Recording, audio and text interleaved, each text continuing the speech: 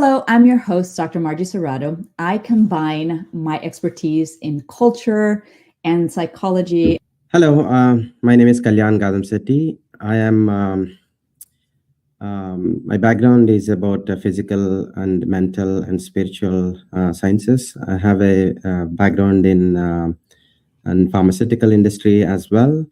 My hope and intention through this podcast and my work is creating a life of fulfillment and joy for others, and really understanding how to uplift each other, uplift humanity, to bring the fullest potential of what we can achieve on this journey.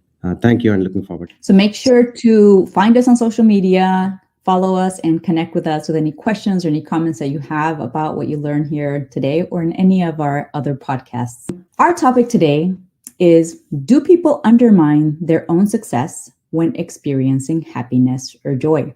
So it is possible for individuals to unknowingly self-sabotage due to learned behavior, patterns that stem from trauma, low self-esteem, past relationships, past experiences. And we need to talk about how can these patterns affect personal and work relationships? Is it possible for people to self-sabotage due to these patterns of learned or conditioned responses to trauma or to low self-esteem that affect us in myriad ways in our day-to-day life? So are these habits, are these behaviors, are they conscious or unconscious? So we're going to talk about all of these different things today.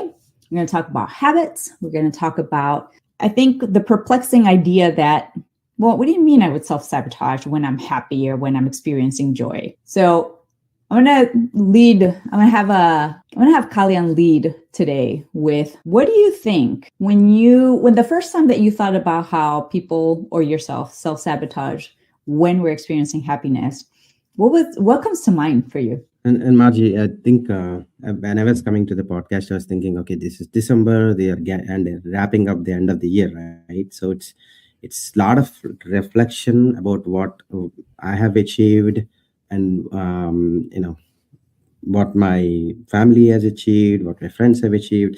So togetherness is coming for sure in this time of holiday season. So I'm going to be in a little bit of uplift mode to answer this question. I think one of the things is when we talk about this self-sabotage, or maybe an area of upliftment or joy one person can have in their time of life at a certain point of life, right? You see, like, full of happiness when you are first time dating somebody.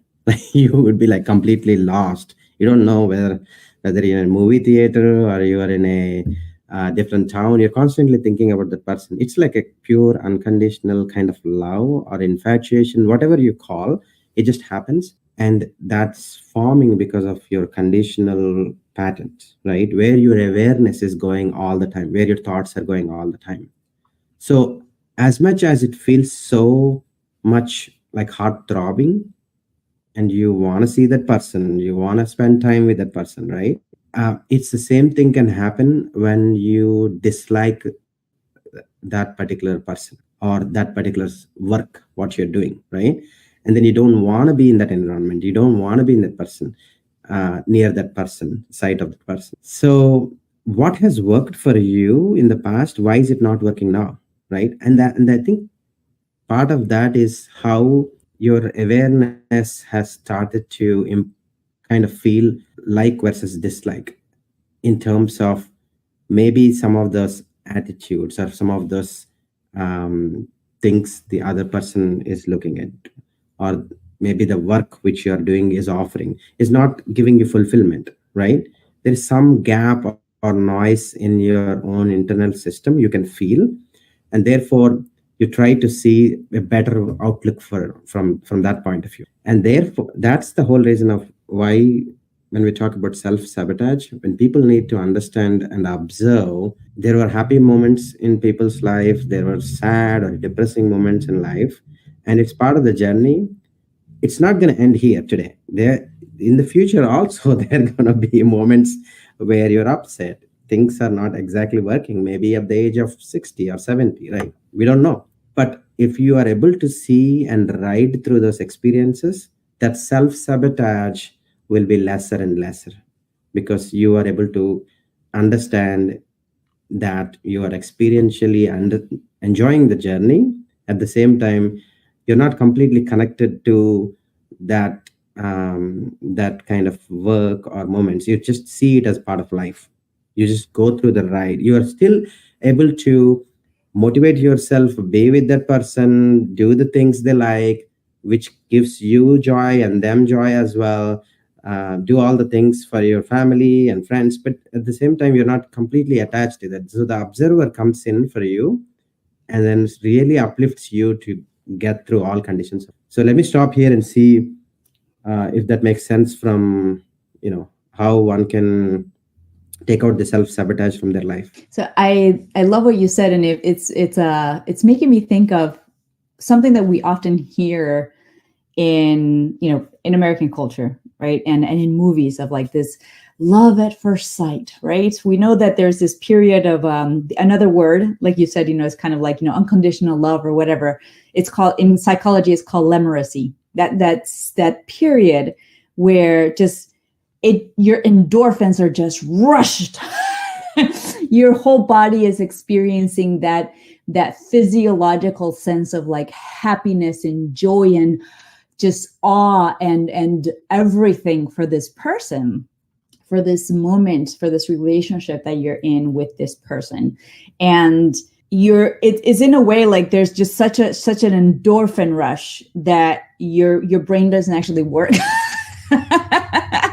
And I'm saying it kind of like facetiously, of like our brain, our cognitive sense is not as engaged, right? So that goes back to what you just said of, your awareness is just not present in the moment, right? It's just you being carried away by the feelings. And that's a beautiful thing, like to experience that sense of unmitigated happiness and fulfillment and joy and relief and gratification with a person, right? You can think of any number of situations that we've been in life where we've had that feeling, and it's a beautiful, grand sensation. And it's also because of that, the period where there may be a lot of red flags, but you do not see the flags at all, right? Because that's not what is engaged in the moment, when you're thinking of the relation. And the other side of that is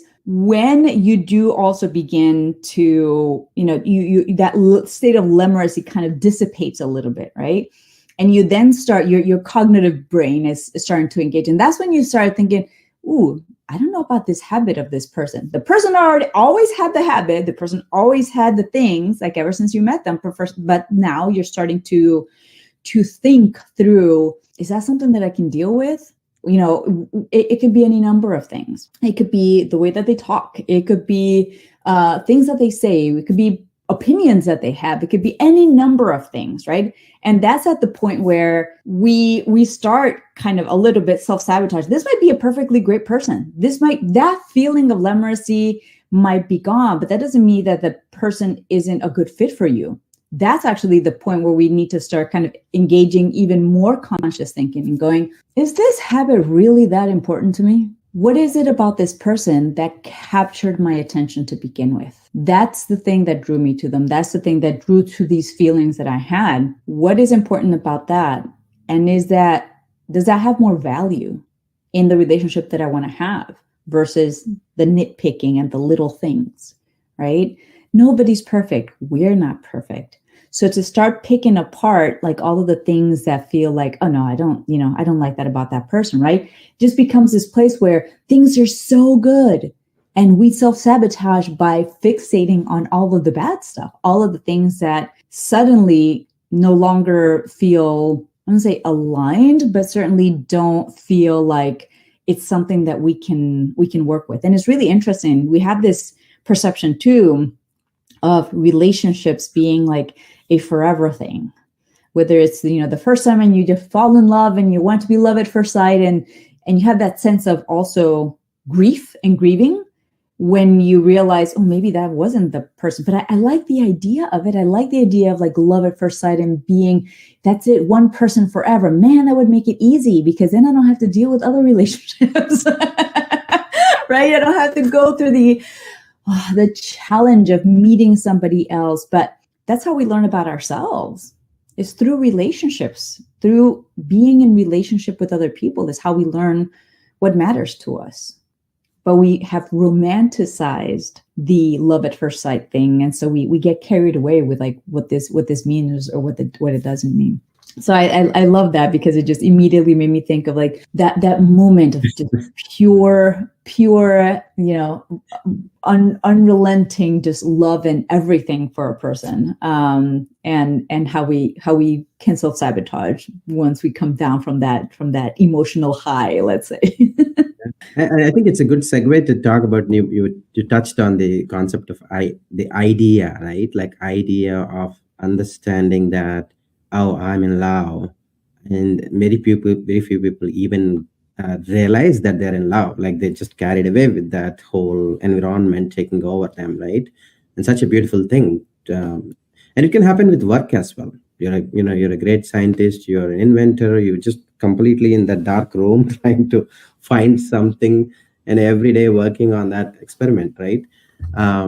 So it can happen with anything, and that's the part I'm trying to explain to the listeners here. It's the nature of awareness which exists in each one of us, which exists in all the 7 billion people and all the animals, all the plants, is that it has strong sense of attachment. And that if you can really tap into the dimension and understand, I am awareness and I can be attached to something. There is no other way to live in this life without attachment. It has to be some attachment. Now the only thing is, if are you observing the attachment happening, or you are just getting attached to randomly when things come your way. Right? I love that. It's making me think of the difference between an anxious attachment, right, or a conscious attachment. We often, when we think about relationships and who we want to be, and this actually very much relates to work. What is the idea of the kind of job that we want to have when we apply for a job, versus maybe the reality of what that job is, right? Your job description when you apply for a job is not going to be exact to what the actual job entails. And so if you get fixated on, well, the job description was this, and I'm doing things that are not that, or I'm not doing the job as it was described, or I'm doing more work, or I'm doing different kinds of work. And so there's this connection from the idea of what you thought this was going to be versus like what the job actually entails. So you can also self-sabotage in that kind of, work environment and relationships with others as well. If you feel like you got the job and you're so excited to be working and to have this opportunity, but then suddenly like you're fixating on all the things that are not the way that you thought, the idea of the job versus the reality day-to-day of the job, is, I feel like applies to in the relationship aspect for sure. And I think we are in this fantastic age of the humanity and world. We really want to make sure that we live in higher consciousness, right? And what I mean by that is we need to understand, as boys and girls, men and women, that these ideas which come in are very profound, very important. And the idea just could be like, oh, I'm going to go for tonight to this restaurant. You are making that conscious choice, right? Is that idea is repetitive? Like you have gone to a restaurant, so your subconscious is pulling and saying that it has worked very well for us. We had a great time. Kids had a great time. They enjoyed this particular dish.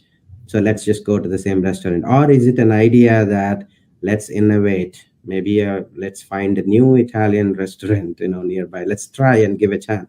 So every time there is a choice you have to make, and that's an idea, right?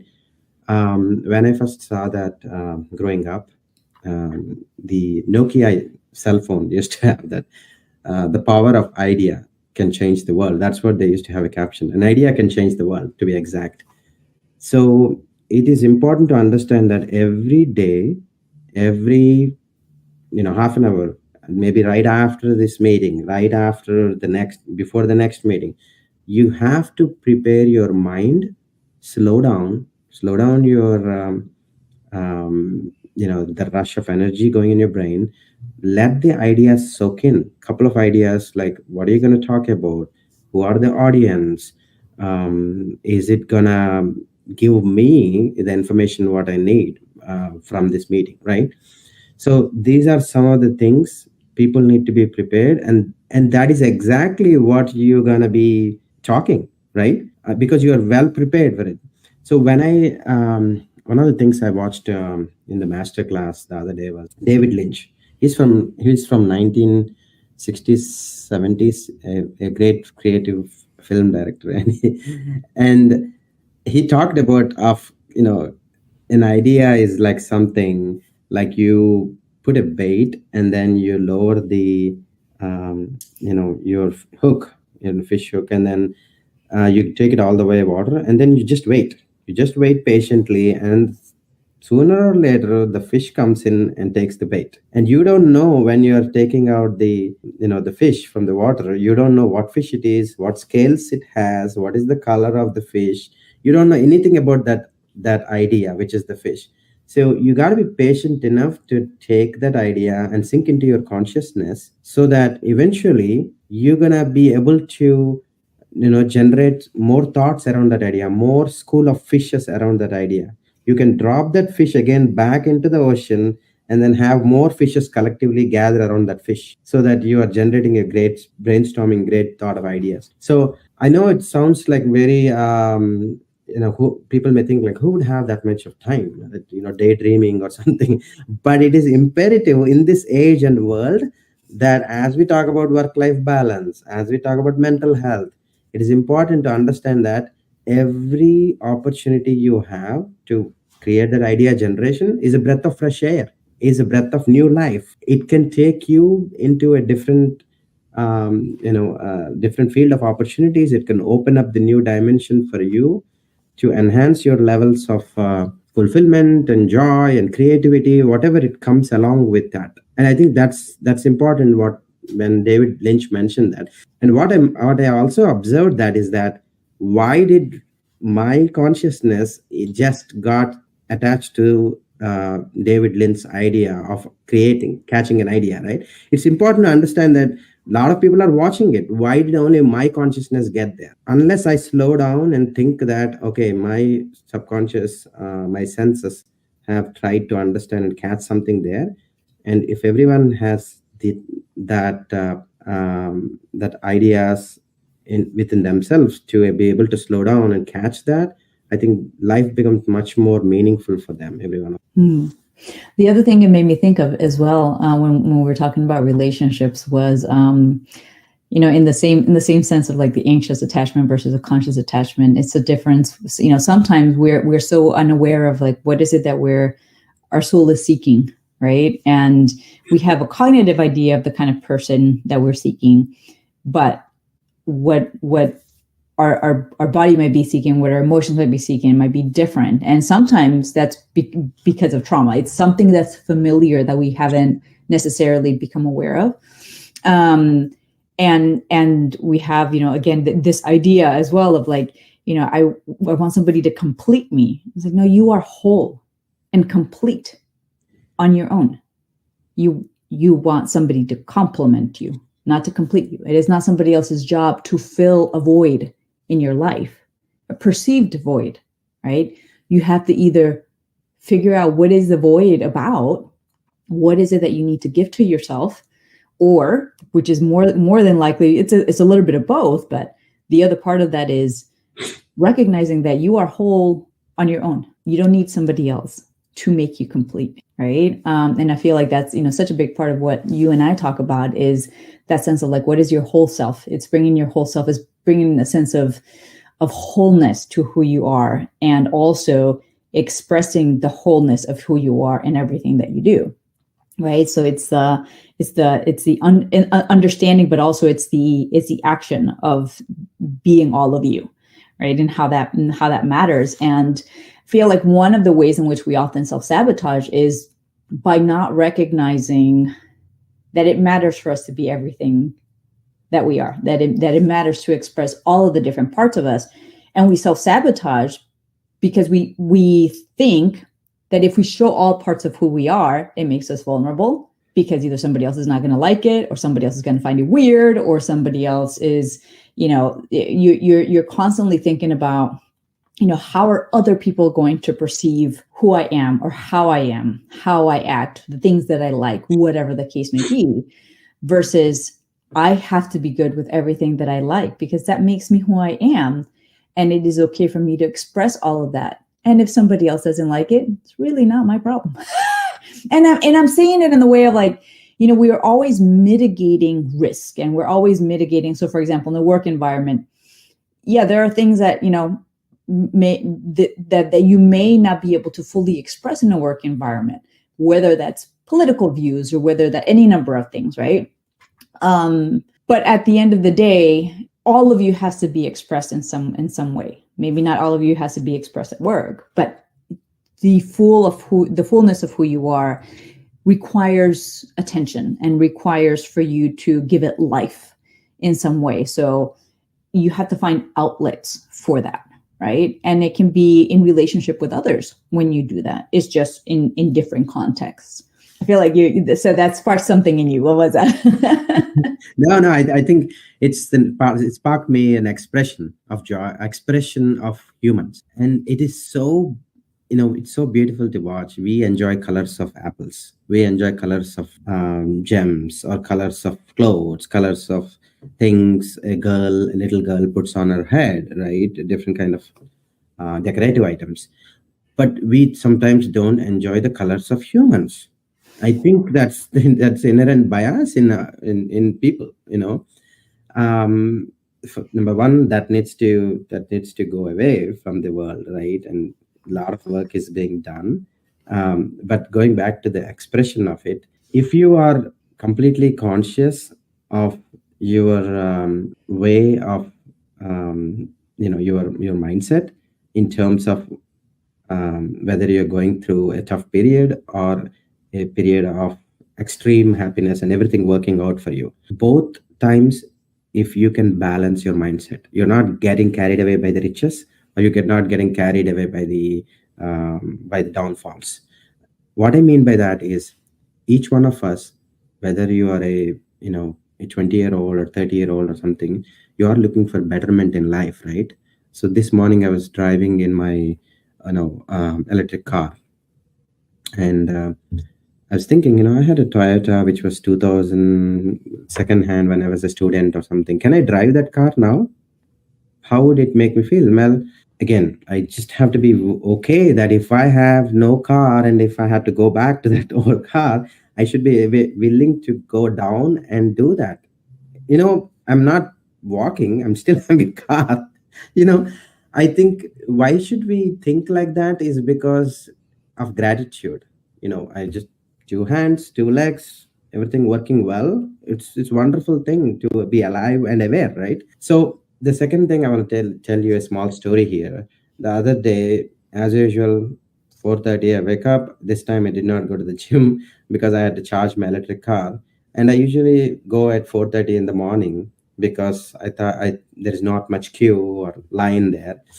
And there was one guy charging, and it was the slowest charger, 30 kilowatts per hour. And he's from Netherlands. He has a business trip and he has to charge the car. And I'm just waiting because there is only one charger. Every charger is broken down, and I had to wait like an hour.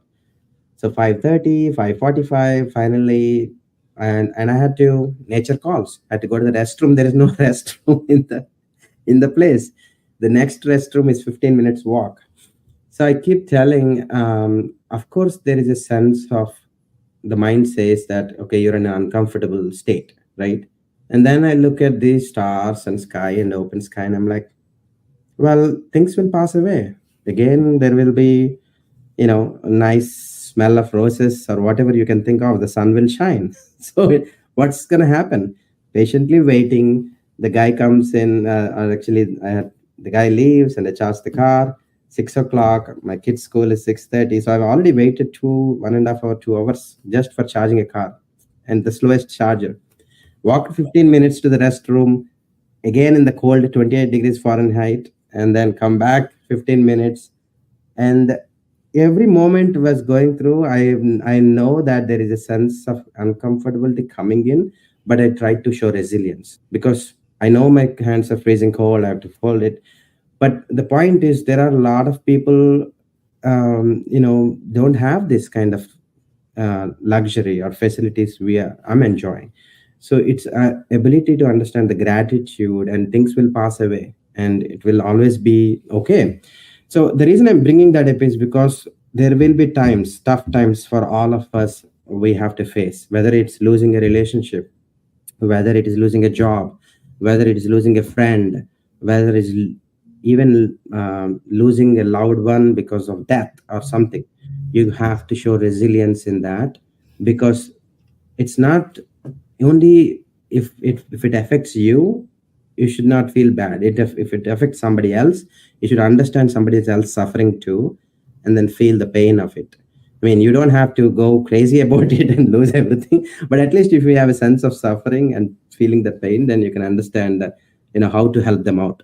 And part of the work what we do, Margie, is that's exactly what we're trying to do here, right? And myself is to understand how we can uplift each other, how to simply define how to observe your life better, how to not get attached to too many things, how to have a focused life, um, but still enjoy the things which life offers, right? Whether it's offering you a job, a car, house, and everything, you're still enjoying them. You're not like getting away from that and behaving like a saint and losing all that and living somewhere else. You're still enjoying the parts of the things, but you're not attached to them. You are just riding the wave and then simply going along with your life. I love that.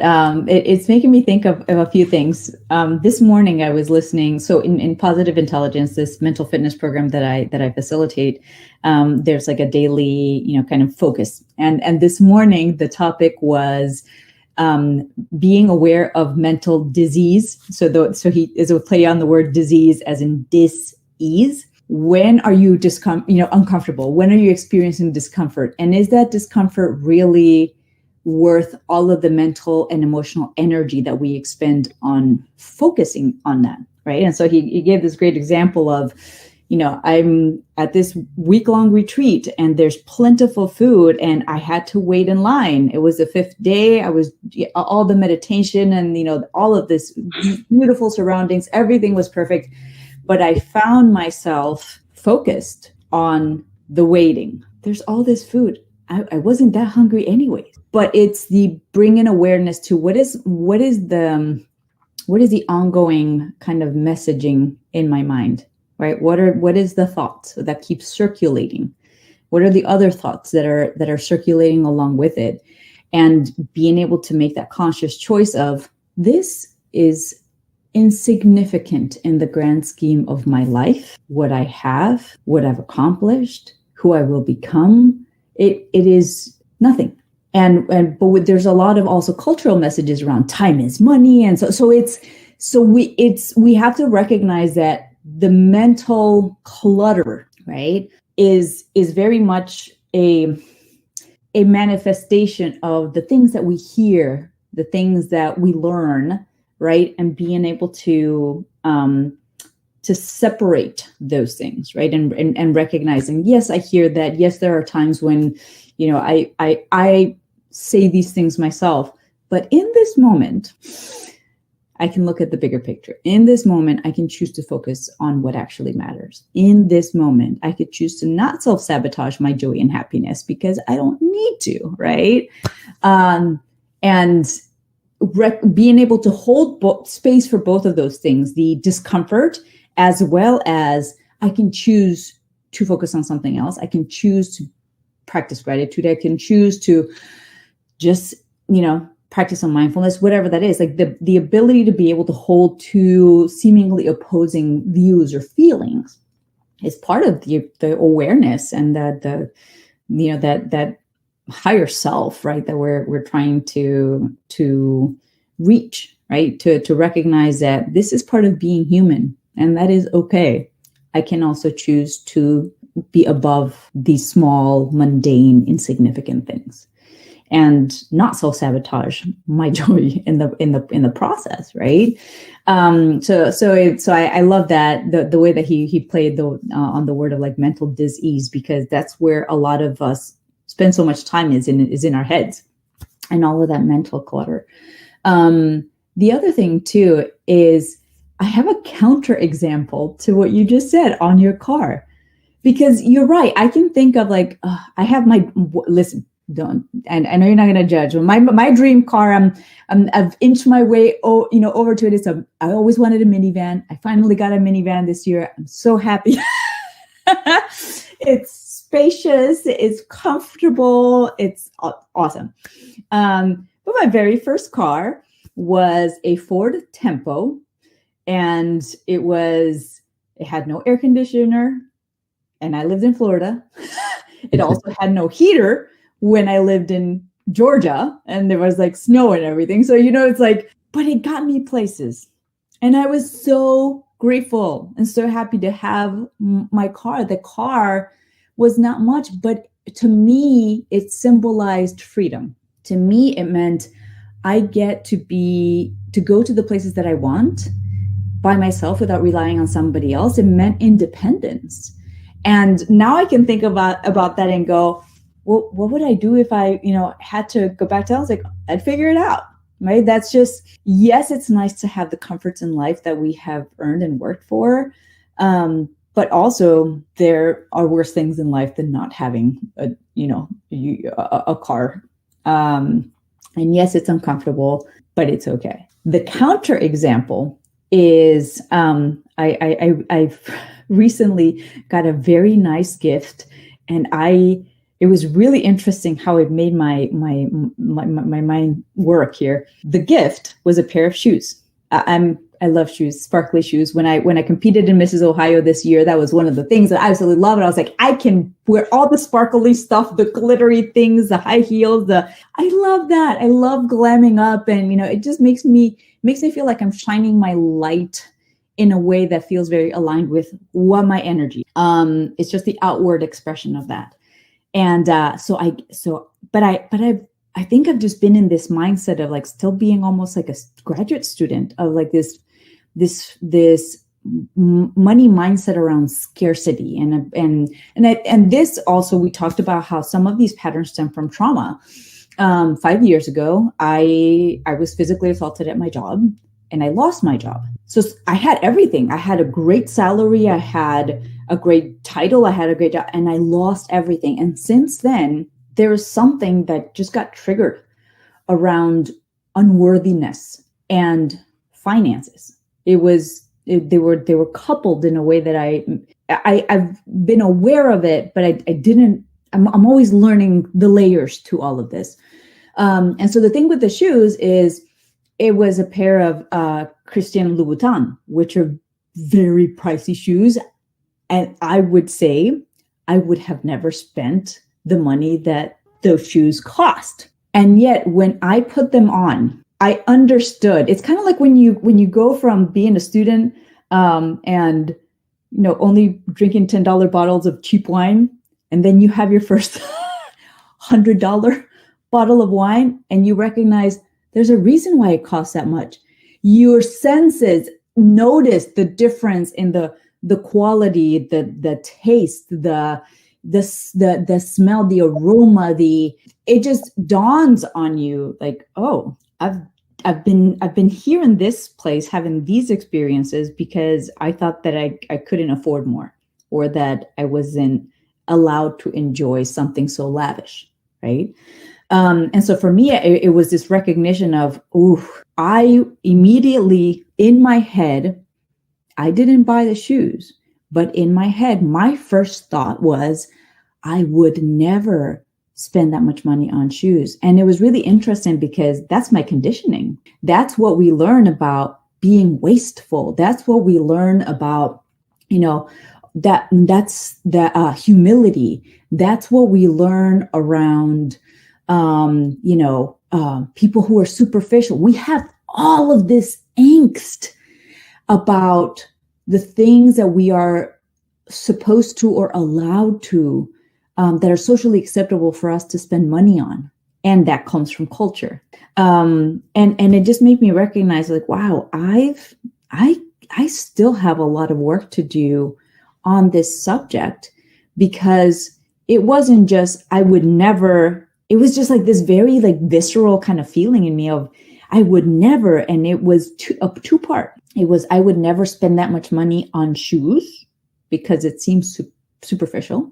But there was also the lurking thing underneath, which was I don't deserve to spend that much money on shoes. And that's the thing that caught me. And I thought, oh, there is a unworthiness issue that is underneath so much of this other stuff, junk that I've been working through and trying to overcome. And that matters. It matters for us to have awareness around that so that we can then deconstruct it and unlearn it, right? Shining a light on these dark parts, on these shadows that we are not aware of, so that we can look at it, face it, confront it, and then consciously decide, what is true about that? Is that how I want to continue feeling? What did I learn? What is true about that? And how do I want to, what is a choice that I want to make about this, right? Do I want to keep believing that? Does it make sense to? No. Okay. So what is the alternative belief that I want to take place? I know. I think it's. I like the way you covered both sides of the coin. I know how we think, and that's where I think oneself as one human being, we need to maximize the self-expression of whatever it takes to the limits, right? And that's my hope, really, that we face our fears, and we may have patterns of people, things, and environment we are always looking into, and we are comfortable with those patterns. Every day we see that person, we go that place, we eat that food, and we kind of find some kind of comfort and happiness to it. And then can we break out of that comfortness?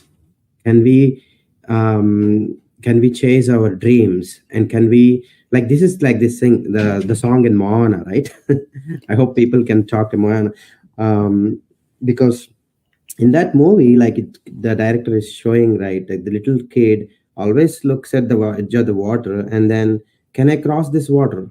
What happens? What is beyond that? That's where we need to go. I know that it seems so uncomfortable, people are afraid, but if we can touch that edge, that's where freedom is. The freedom and liberation is at the edge and over the edge of what we create. So I think once we, to make it easier for the listeners, and people have asked me, those who have listened to our podcast, like, how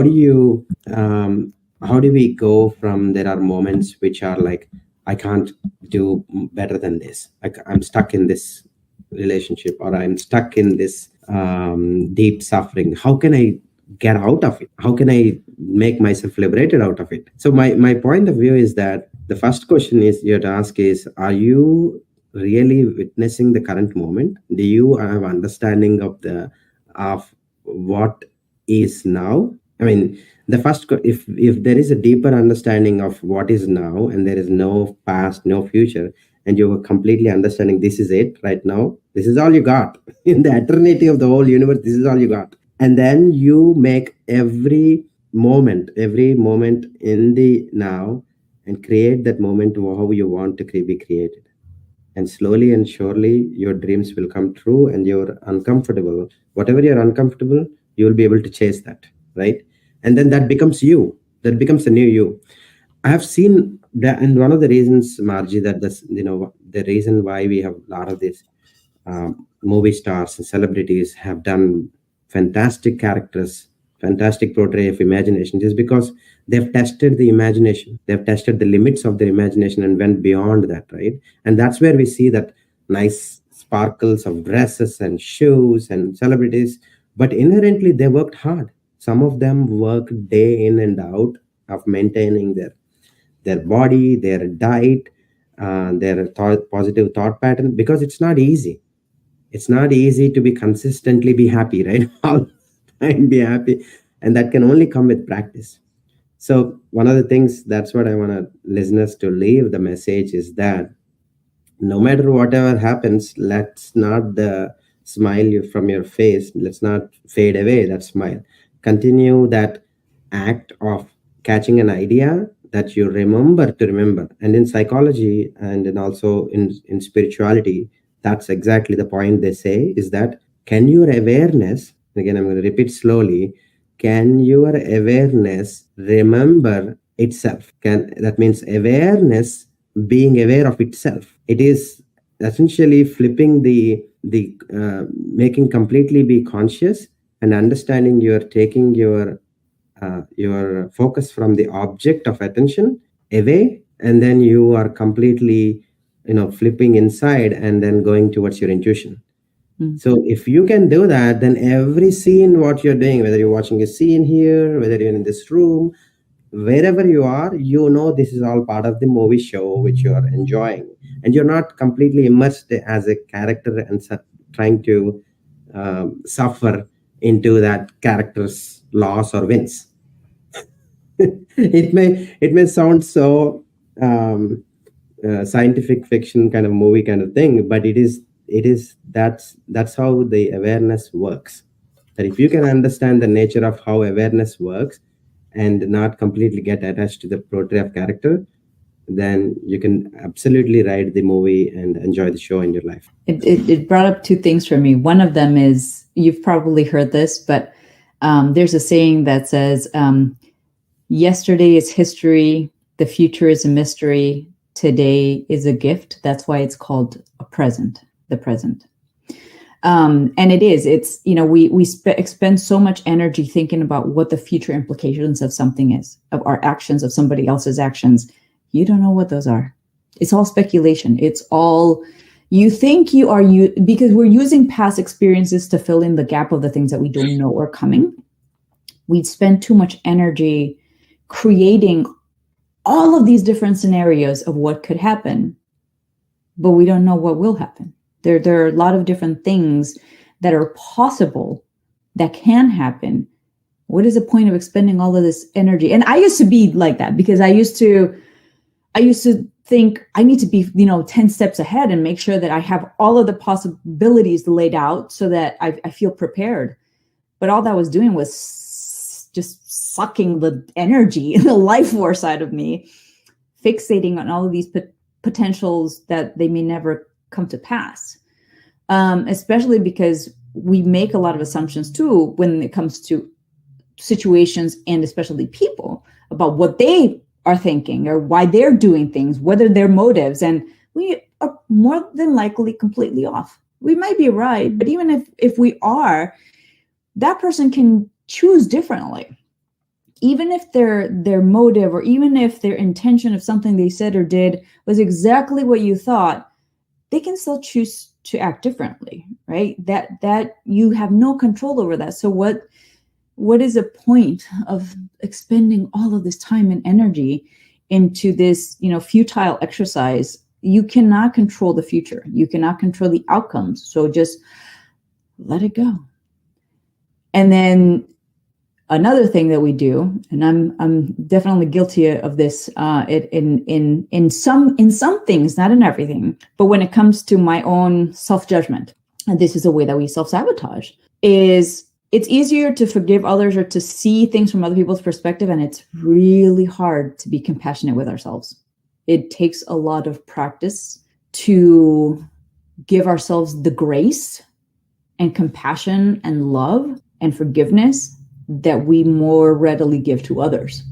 So that's one that there's a lot of that energy that needs to be reinvested in yourself. And so what's the point of carrying all of the emotional baggage and the weight and the judgment of everything that happened that you also have no control over, because it's done. It's done. Don't keep carrying that emotional baggage with that compounding interest. Don't keep dragging that into your future, because that's a choice that you have today to let go of that, to start today in this very moment. anew, making better, different choices today, right in this moment. Not the stuff yesterday, not the things that you can't control yet from for tomorrow. Today. What can you do today? What can you give yourself today? I'm feeling like I'm really my soul is really staying with this message right now, because it's something that's been heavy for me recently to recognize that I self-sabotage in that way by dragging the past of what I've done or haven't done or how I could have done differently into every day, and that is not helping me. That's hurting me. Ultimately, that's how we hurt ourselves and rob ourselves of our own joy, is by doing that to ourselves. And it's something that it's confronting, because we end up being the directors of our own suffering, or lack thereof. We get to choose, right? So if you've been suffering, you kind of have to get uncomfortable with yourself and go, how much of that is my own doing? And it's okay if you've been doing it. Just build awareness around that. Build awareness of, how am I doing that to myself, and how can I let go of that habit, of that pattern? What do I need to give myself to do differently? The other thing that it made me think of is when you put it into the perspective of this this beautiful analogy of actors and acting, right? It's being able to see the play that you are in the moment, all the characters, the scene, and everything, and recognize that part of the process of building self-awareness is being able to kind of almost freeze frame that moment, and you be the director behind the scenes, kind of looking at this and going, how could I do this scene differently? What does the character that I am playing, what does it need to say? What does it need to ask for? Oftentimes it's, when we have a complaint, there's a request that can be made. We're just not making the request, either because we're afraid to make it, we don't want to make it, or we don't realize that it's something that we can ask for. So how can you direct the script in a way that is going to be more beneficial to you? So I love that.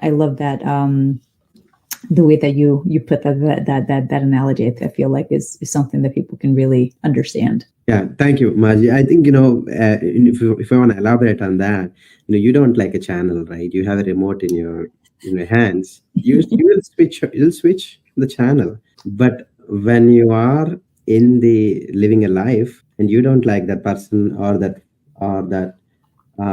image on the wall, whatever it is, you would need to change it so that it works for you. So it starts with being self-observant all the time. It's a practice, right? It's a continuous practice of awareness, being aware of itself, what I call. But here is the point, though. I think what's beautiful, what I've understood from my deeper meditations, is that whatever is playing on the screen is always blank. The screen itself is blank, but the characters playing in the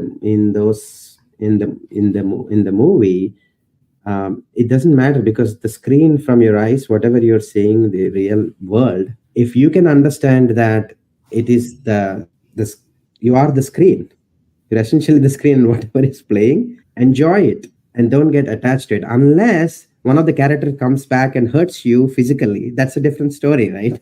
Nobody is coming and hurting you physically. But don't get carried away with the words. They may say more hurtful words. Those hurtful words are being heard by maybe 2 or 3 people around you. Why are you taking it personally? You know what I'm saying? The hurt is not in the words itself, right? The hurt is not in the words. If the hurt is in the words, everybody would have got hurt, because you are taking it personally.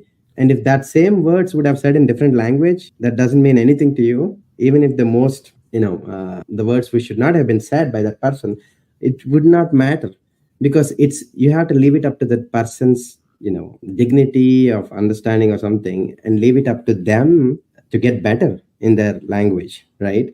But don't get carried away that they judged you or something, because like I said, you are beautiful as you are. You are complete as you are. Nothing can change that unless you take those words internally and then make it a part of your life. So, and I know it's not easy for a lot of people unless they go through some kind of experiences, realistically. But my point is, in this age and world, let's not go back there where generations of people suffered from the same traumas and uh, same kind of behavioral patterns in their minds, and having dreams about it, having guilty feeling about it. Next morning is not work, because what is happening is it's their awareness is constantly training their subconscious to bring back that same kind of conditioning and telling them, hey, you are being judged, can you go back into suffering mode again, please? Suffering becomes comfortable. Suffering becomes comfortable. It's the thing that you know. And so that's the thing. Nobody wants to willingly suffer, but it is the comfort of the experience of suffering because you understand that feeling. Yes. And that's uncomfortable to hear. That's uncomfortable for people to recognize that you may not want to be in chaos. You might be saying that you want peace, but your behaviors are putting you in a place, and your thoughts are putting you in a place that is familiar. There's nothing wrong with you. It's humans. It's how we are. To get yourself out of suffering, to get yourself out of chaos, requires for you to disrupt the pattern that has been there for your life, for generations, for whatever the case may be. Doing something different, disrupting that pattern, takes a lot of effort, energy, commitment, consciousness, right? It's not easy. It can be done. You can do it.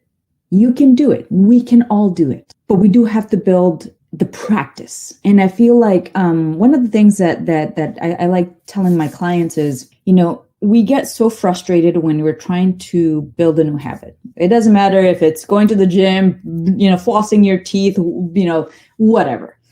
And in psychology, we talk about it as being like there are 4 stages of habit forming. The first stage, when you don't know that there's even a habit, that you have no awareness over it, it's called being in the unconscious incompetent stage. And then when you become conscious of it and realize, ooh, this is something that maybe is not helping me, you move into the consciously incompetent phase. That becomes, that's a big chunk. You've been in this first stage, forever. Now you're in this stage where you're aware of it, but it's going to take you a lot of repetition. It's going to take you a lot of practice for you to build a new habit. Then you move into the conscious competence phase, right? And that's where you become more practiced. Now it's not so, it's a little bit more second nature. You still have to be paying attention to it, right? But over time, then you get to the point of mastery, which is when you become, unconsciously competent. It's that second phase where people the self-judgment is so strong because you feel like you're failing. You feel like, well, this is clearly not working. I'm just going to have to live with this. Or you also self-sabotage by justifying it and going, this is just how I am and I just can't change it. You can change it. You can change anything about yourself that matters to you. It just has to matter enough for you to want to do that. And it's heavy and hard for people to hear and understand and acknowledge, accept that this requires personal responsibility. Nobody can do this work for you. Nobody can do my work for me. We are all responsible for our own patterns, for our own consciousness, for our own behaviors, for our legacy in the world, on and on and on. It requires personal responsibility. There is no way around that. It requires personal responsibility. It requires commitment. It requires consistency. And a lot of times too, part of the self-sabotage is you may say you want something and think you want something, but there might be competing unconsciously like competing interests. And part of that is, again, practice and building awareness of like, what is my competing interest? So I'll give you an example. In the case of, we're so close to the end of the year. We're all thinking about New Year's resolutions, how we want to be better next year, like all this stuff, right? And fitness is one of those things that people think about because at least the idea of being healthy and being fit and taking care of themselves matters enough for it to be still in their, kind of like conscious thought. But then, you may be very committed for, 3 weeks, maybe even 3 months. And then after that, why? Because there are competing interests. It is either the type of exercise is not right, so you're unconsciously you're not enjoying it. You feel like this is like such a like hard thing that the emotion and the thought process behind that ends up winning if you don't have a different way of working through that, or try a different exercise, or don't exercise and go walk. Like it could be any number of things. Sometimes it's we have very fixed ideas about, in this case, what fitness is, right? What exercise is. There's so many different ways of doing this and being healthy, but you have to find the one that is right for you. You can't, the competing interest is which is the one that other people think is right? So that could be a competing interest. So just there, again, like the unconscious patterns in thoughts. When people hear like, oh, you have to take time, you have to build your awareness. How do you do that? With practice. You have to consciously think about it. And people just, the immediate thing, especially in our society today, because we think like, I don't have time to do that. It feels daunting just from the standpoint of committing time. It doesn't have to be so it doesn't have to be daunting if you start doing small things, right? Build a habit, not by throwing all of yourself into it. I'm not telling you go start journaling 12 hours a day. What's one small thing that you can do to start building your awareness? And the thing is, it's that small shift over a long period of time that's going to make the difference. And it becomes more manageable. It goes from being like, I don't have time to do this. Whenever I tell my dad this, he's like, how can you think so much? Like that would be exhausting. At first, it might be, but then that becomes the norm. The way that you think, the way that you process things, the way that you analyze, the way that you think critically, the way that you build your consciousness becomes second nature. It becomes, you get to that unconsciously competent phase. And that's what you want, but that's going to take some time in practice. And the biggest thing is commitment. Just have to be committed to the practice. Yes, I agree with that. I think when you said practice, right, to be able to slow down and reflect on our accomplishments this year. I mean, we are in the month of December, and then that it has to be, the thought process in everyone's mind has to be like continuous improvement, right? Slow and marginal improvement, meticulously taking steps. It is like, this is how I think of like an idea of creating an idea is like lighting a candle, and you see the small flame coming on the candle, right? And when you go to church or a temple or any place, each person passes on that candle, and then burns another candle and shares, and then you have the whole place light up with the with energy and light. So it is like that. That idea could come from me or you or anybody, but as long as we can share that idea and uplift each other through the positive thinking, through the positive conscious, and then relentlessly repeat, it's going to work our way. But it all comes with patience and understanding of each other, and then slowly working towards our goals. Kali,